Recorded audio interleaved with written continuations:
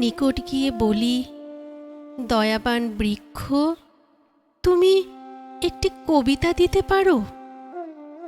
বৃক্ষ বলে, আমার বাকল ফুঁড়ে আমার মজ্জায় যদি মিশে যেতে পারো, তবে হয়তোবা পেয়ে যাবে একটি কবিতা।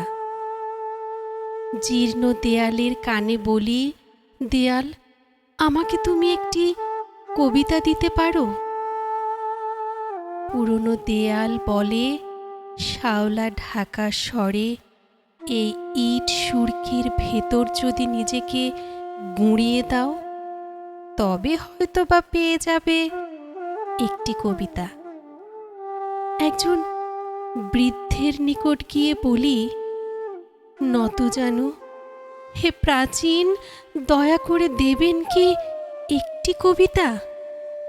স্তব্ধতার পর্দা ছিঁড়ে বেজে ওঠে প্রাজ্ঞ কণ্ঠে, যদি আমার মুখের রেখাবলি তুলে নিতে পারো নিজের মুখাবয়বে, তবে হয়তোবা পেয়ে যাবে একটি কবিতা।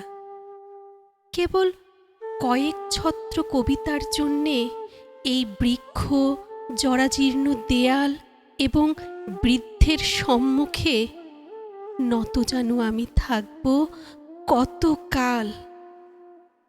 বলো, কত কাল?